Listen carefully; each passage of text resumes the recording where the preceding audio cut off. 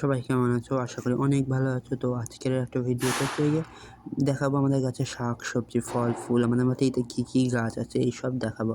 তো চলো আর কথা না বলে ভিডিওটা শুরু করা যাক। তো সকালবেলায় আমি এসেছিলাম একটু রোদে বসতে, রোদে বসে তারপরে ভাবলাম না একটা ভিডিও ক্লিপ নিয়ে রাখি। এরা এত সুন্দর করে খেলা করছে বসেছিল, খুব সুন্দর লাগছিলো আমার। তার জন্য আমি একটা ভিডিও ক্লিপ নিয়ে নিলাম ছোট্ট করে। তো এইখানে হাঁসের আর ছাগলের জন্য ভাত রান্না হচ্ছে। আমার বাড়িতে অনেক হাঁসও আছে, মানে 3টে হাঁস আছে, ওরা এখন বাচ্চা তুলবে। তো এখন আমি আপনাদেরকে দেখাবো সেই হাঁসগুলো। আর যাই হোক, এখানে মানে হাঁসেদের খাবার দিয়েছিলাম, ছাগল এসে খেয়ে নিয়েছে। তারপরে এখানে দেখতে পাচ্ছ যে 2টো হাঁস, এর ভিতরে কিন্তু 2টো হাঁস বসেছিল, একটা সাদা আর ওই পাশে আর একটা কালো আছে। ওদেরকে মানে কুচো বসছে, অর্থাৎ তাই বসেছে, তো ওদেরকে ভালো করে তাই বসাতে হবে। এদিকে আবার পাখির ঝুড়ি ভাজা দিয়ে আমি চলে গেছিলাম লঙ্কা তুলতে।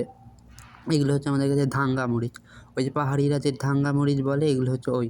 আর এটাকে যে জুমের বেগুন বলে, যে এটা হচ্ছে ওই বেগুন। এগুলো ছোটো ছোটো হয় কিন্তু খুবই সুন্দর খেতে বন্ধুরা। আর আপনারা চাইলে এই বেগুন গাছ একটি যদি বসান তাহলে সারা বছর ধরে বেগুন খেয়ে আপনারা শেষ করতে পারবেন না।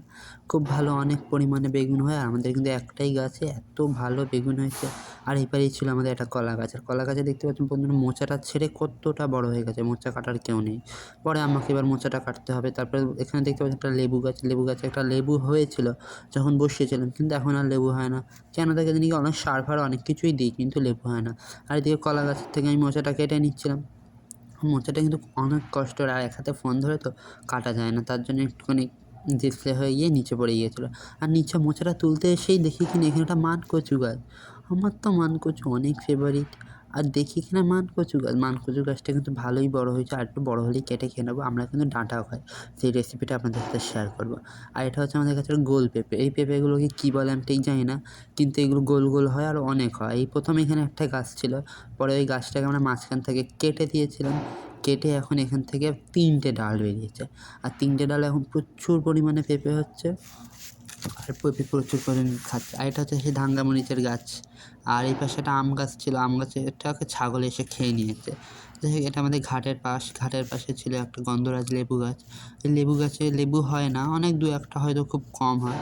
যাই হোক, আর এখানে ধর বেগুন গাছ হয়েছিল, বেগুন গাছে খুবই পোকা লেগে গেছে, একটা বেগুন হতে দেয় না। আর এপারে কতগুলো লঙ্কা গাছ, এটা কিন্তু সেই বাজার দিয়ে যে শুকনো লঙ্কাগুলো পাওয়া যায় না, এটা হচ্ছে ওই লঙ্কা গাছেরই মানে দানা।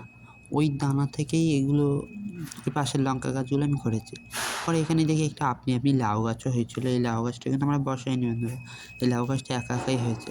আর লাউ গাছের গোড়াতে অনেক, কিন্তু লাউ গাছে যেহেতু অনেক সার লাগে, তা সারের জন্য আমরা কী করেছি, ওই ছাগলের যেই গোবরগুলো বলে, ওই গোবর কিন্তু আমরা লাউ গাছের গোড়ায় দিয়েছি। এর ফলে কিন্তু লাউ প্রচুর পরিমাণ হবে, আর লাউ গাছের যে সারের সেটাও কিন্তু পূরণ হয়ে যাবে। তারপরে এখানে একটা ফলসা গাছ ছিল, ফলসা গাছটা দেখালাম। ফলসা গাছ দেখে এদিকে চলে গেছি আমাদের ছোট্ট পেয়ারা গাছে। পেয়ারা গাছটা কিন্তু একটাই ছিল, কিন্তু অনেক ছোট্ট, আর এই পেয়ারাটা কিন্তু খুবই মিষ্টি হয়েছিল। আমি তো পেয়ারা খাই, তোমরা সবাই লাইক কমেন্ট শেয়ার করে দাও। টাটা।